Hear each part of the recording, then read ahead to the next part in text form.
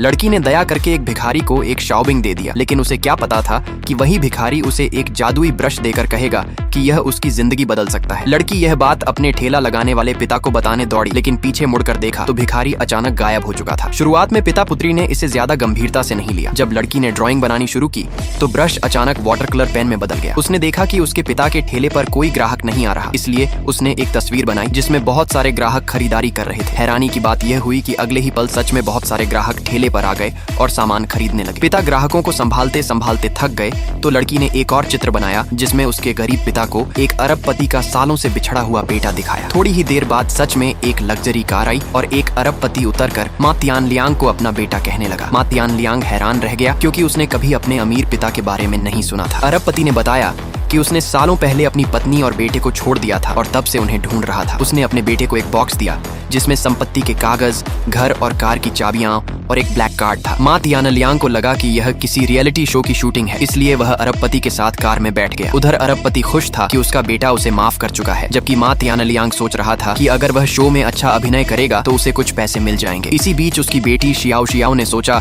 कि अब उसके पिता अमीर हैं तो उन्हें एक महिला की भी जरूरत होगी, इसलिए उसने एक सुंदर महिला का चित्र बना दिया। थोड़ी देर बाद जब वे लोग अरबपति के मैनर पहुंचे तो वही महिला पहले से उनका इंतजार कर रही थी। अरबपति ने उसे माँ तियानलियांग की असिस्टेंट बना दिया और कंपनी की एक ब्रांच उसके हवाले कर दी। माँ तियानलियांग ये देखकर खुश हो गया क्योंकि यही वही कंपनी थी जिसने कुछ दिन पहले उसे नौकरी से निकाल दिया था। वह पूरे आत्मविश्वास के साथ कंपनी पहुंचा और अपने पुराने बॉस को बुलाया। बॉस गुस्से में उसे भगा देने लगा, लेकिन माँ तियानलियांग ने गुस्से में उसे थप्पड़ मार दिया और उन लोगों को भी सबक सिखाया जिन्होंने पहले उसे परेशान किया था। तभी उसकी असिस्टेंट आई और सबको बताया कि माँ तियानलियांग ही कंपनी का नया प्रेसिडेंट है। उसी समय उसकी एक्स गर्लफ्रेंड आई और उसे ताना मारने लगी, लेकिन उसने उसे भी थप्पड़ मार दिया। उसने सिक्योरिटी बुलाने को कहा, मगर अचानक पुराना बॉस उसके सामने घुटनों पर बैठ गया और माफी मांगने लगा।